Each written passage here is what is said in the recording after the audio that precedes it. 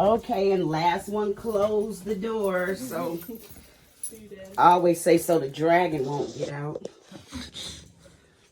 Okay, and as we come in here, we're about 60 feet below the surface.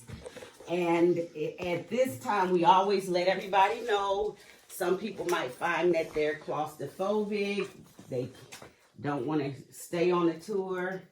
And just let me know, and I'll safely let you back out. This one in the whole state of Florida that you can walk through, but they used to tour another cave out here years ago. And now the first thing I like to show is because where we were when we went near that other entrance, that would be where we would have come in from. And as you can see, it's flooded. And that room is called the wedding room that we can't have access to right now, caused that flood. The water on top of the ground, when it rains, it takes about 3 weeks to trickle through the limestone, to eat its way through the limestone. And limestone is mainly dead seashells, sea lice, predators that used to swim through the water, because as I said, Florida was once under a warm, shallow ocean. Like from the seashells that are in the limestone, the second color is right here. This dirty pudding looking color, I call it it's magnesium or manganese. That is that dirty pudding coming from the soil. And in some states, if it's 50% more manganese than soil, it's called dolomite. Because here, it wouldn't be dolomite because we have the limestone right here.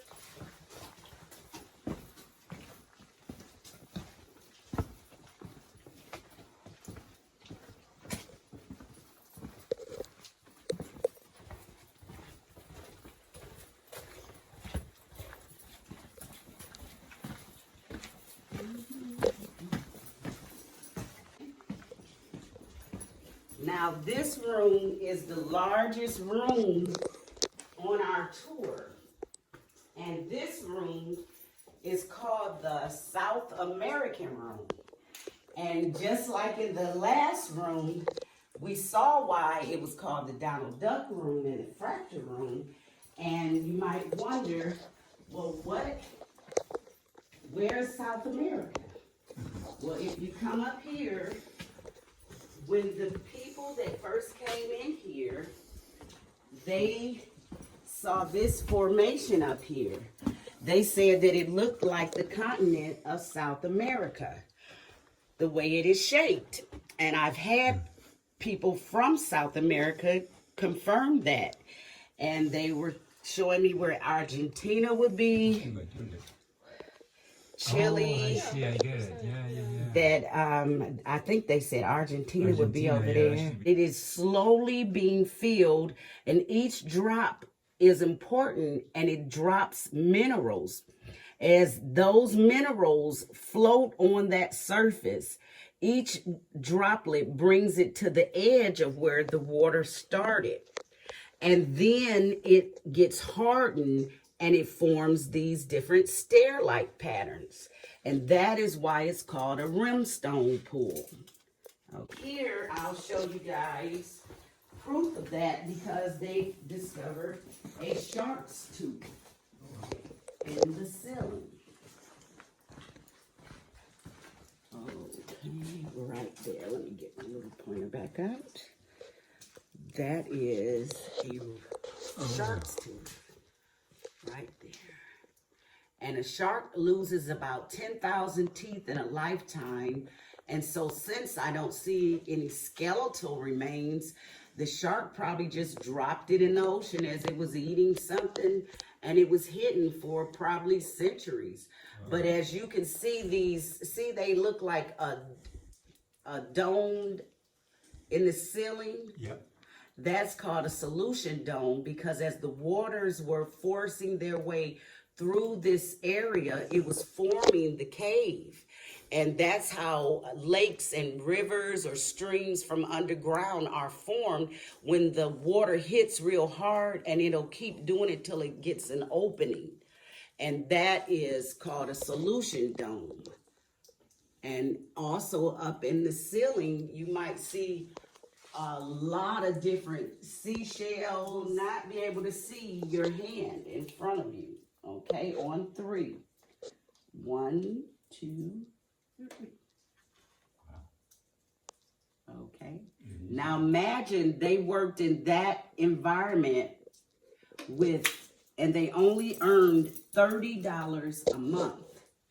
And they sent $25 home to their wives or families, and they got fed 3 meals a day. And they did all of that work, everything that you see here. Now this next part that we're going to go through, this is another opening, and this is not done by water. This is man-made, this tunnel, and it was done mainly to widen the tour because it just combined 2 caves. Okay, and then as we go through, please be careful, because right on the floor on the left side is a stalagmite growing up, and it might be very slippery, and we don't want to stop it from growing. And also on the right side, there's a thermometer that shows the cave's temperature remains 65 to 68 degrees year-round because of limestone being an insulator.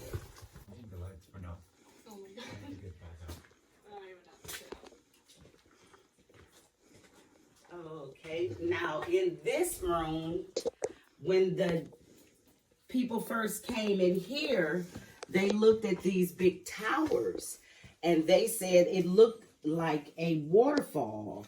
And because of the effect that the ocean that was here for millions of years have left the towers that were growing, the stalactites met the stalagmites, and then here are rimstones like that South American room. These are other rimstones that fill with water, and then the water will evaporate and come back.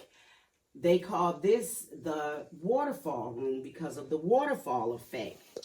And also back here, there's a tunnel or a hole. And this is where most of the little kids like to try to go to. And we call it the Frankenstein's tomb. I say that to scare the kids, but that makes them want to go in there even more. And so you can just imagine different things that you see now, because, and here is the pools of water that crystal clear coming from above ground, and that water is so pure and clear and beautiful. I get thirsty every time I see it. And the other thing that, from coming in this room to me, because in the cave you see hundreds of different shapes and things, and in the ceiling you can see up close the seashells encrusted in the limestone. But when I look at this tower, some people also agree that, to me, it looks like from Star Wars, Jabba the Hutt. Oh, yeah. That's what I call it, Jabba the Hutt. Yeah, good call. And also here is a calcited, crystallized tower. One lady said it looks like the Eiffel Tower, or Leaning Tower, not Eiffel Tower, the Leaning Tower of Pisa. Okay, and that is calcite coming through the soil. Our cave also is romantic. You saw Donald Duck. We saw I told you about the wedding cake. And then I showed you the South American room. Well, here is our heart right here. See that? That's a natural formation. Our cave has a heart.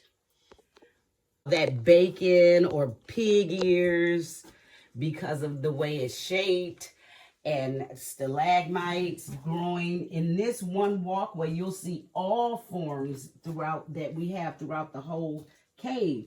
These are flow stones, and right here up close you can see they look like draperies. They call this formation draperies. Now, the reason it's called the enchanted forest, though, is because there are 2 troll holes. So be careful. This is where I tell parents, grab your little kids, because some of them would love to go down in these 2 holes. Okay, and that's another troll hole.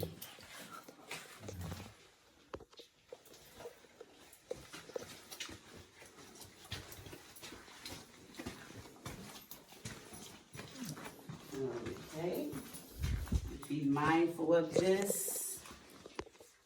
I think when we were coming in, I said for the last person to close the door, because I said the dragon might get out, and it's a pile of water right there too. So someone must have left the dragon out, and the dragon left its egg. All right, and that has 2 different stories I'll tell you about. Now, this room is called the Discovery Room, or the Room of Origin. And the way it got its name is right up this, it looks like a natural pathway. Right there, that is where, that was the natural entrance of this cave. And what happened is, as I told you guys, the National Forestry Department took over this land from Mr. Patterson, C.J. Patterson. And they wanted to do another tour. So they had a chief engineer from the National Forestry Department named Oliver Shalafo. March of 1938, he was walking these grounds and discovered this entrance. He came in, he peeked in, felt it would be a good place possibly for a tour. He got permission from the forestry department, and that's when they got the CCC's campground out here in the park, and they began the job of coming in, first exploring, and then excavating the cave, okay? Now, let me show you this formation right here before I go back over. All right, and if you've noticed, nowhere in the cave have we seen any formation similar to this. All right, now, if you look on this wall, you see that is a stalactite that grew and met the stalagmite, and you can see like in the middle where they got together, right? Well, this kind of looks like, if you look up here, that this may have been once growing to meet that, because the stalagmites start from the top and the water falls down. Well, once they started coming into the cave, and they hadn't got it cleared out and they didn't have lights like we do now, what they did, they tied ropes around this rock. And they tied ropes around their waists or ankles, and then they went out and explored. And so they would know how to get back. They could pull that rope and then lead themselves back to that original opening. And that's how they, we believe this is still here like this. But as to the main rule of no touching, this is what can happen. Us touching, it stops the formation, and man in the way. Some of them, they pointed out to us, like this, they call Tyrannosaurus Rex. Okay, that's a saber-toothed tiger. Okay, that's a walrus. And it's a low clearance here as well.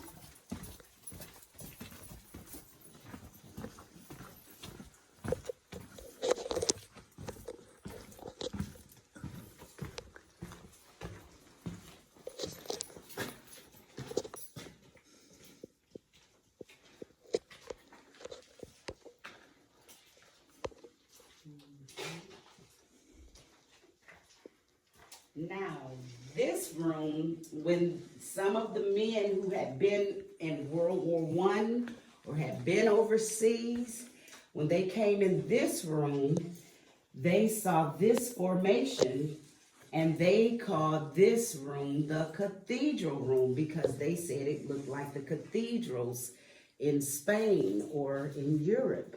So this is called the cathedral room. And sometimes when you come in this room, I know I feel it a lot, draft, or it feels a little bit cooler. Yeah. Okay, all right, so I'm not just having hot flashes and stuff. So, but if you look above right there, that is the natural opening of the cave. That is the natural air vent. That is where the bats come in and out of the cave, right here.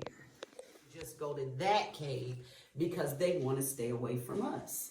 Now, I showed you guys in the cave, the heart, right around there, okay? And it's gonna be going that way. And that's where the iceberg that sank it will be. But I'm gonna tell you the short version of that movie because it was 3 hours long with Leonardo DiCaprio. Okay, watch, I'm gonna make it. There's the Titanic appearing. Can you see it? Okay, well, now, the real deal on that movie, Leonardo DiCaprio was on that movie, in that ship on the Titanic, so happy. And then he discovered he wasn't gonna get an Oscar. So he took over the boat, moved the captain out the way, and told them to get in a lifeboat. And then he ran into that iceberg, bam. And then he slowly stayed on the ship and it sank because he wasn't getting an Oscar. And that's the story of the Titanic. And if you see, like, it's not like that. You can see it kind of looks dry, so to speak. The minerals are growing on that tower. But right here, it's all wet. And that's because the water is not feeding it any minerals anymore because it's been touched so much by human hands and our body oils. And the tour used to go from that way, and as they were also working through the cave, they would slip because it sloped. And as time went by, they noticed, and this is a big puddle of water, be careful, they noticed that it wasn't growing. So this is for us to touch so we can feel the dip. You know, normally the children all pose in front of it. I've seen guys on YouTube kiss it. So you're allowed to touch that. And you see that it's important to not touch because what we'll do is cause the cave to stop growing. Down here, it's it was flooded to these stairs. But it has gone down, then it came back up. But down here is the last room we can go into. But watch your head up high, and it's puddles of water. This room, and we might see crawfish in this water. Sometimes they're in here. But this room has a name called the catacombs. And the reason they call this the catacombs is, as you see, they said that the soldiers who had been to Italy said it looks like where in Italy they buried their dead and wrapped them up in, you know, ancient cloths or the robes and bury them. And this is where I'm supposed to tell you I have not buried my boss yet.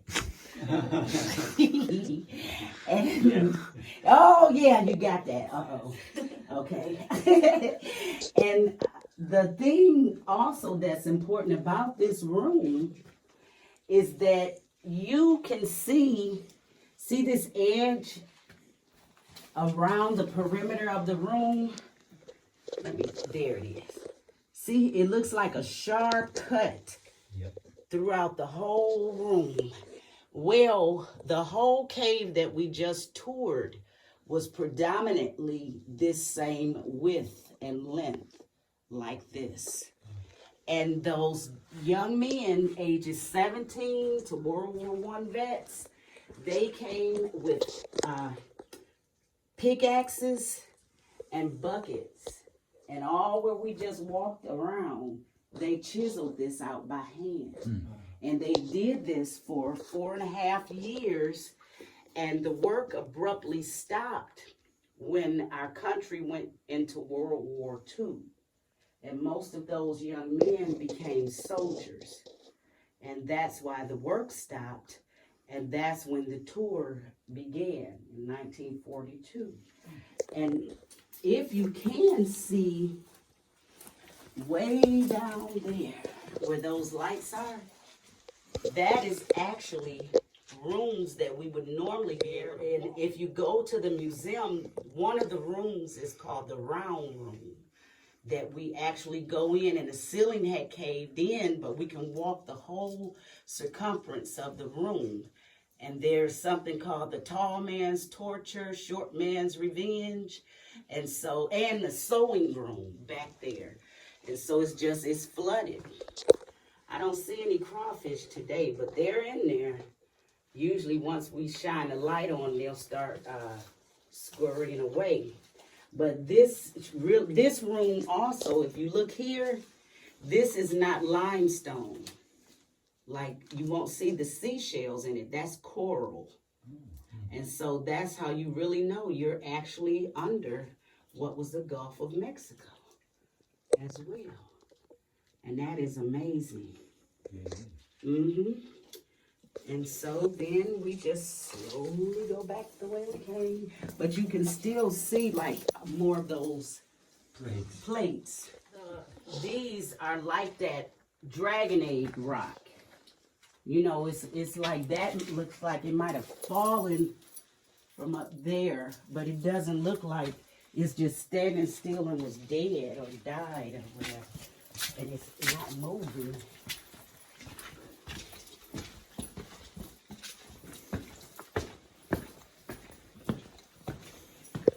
Okay, now we're just gonna go back the way we came. And I'm just looking to see if I see any bats. And that's the coal we can't touch. And then it's this big pile of water.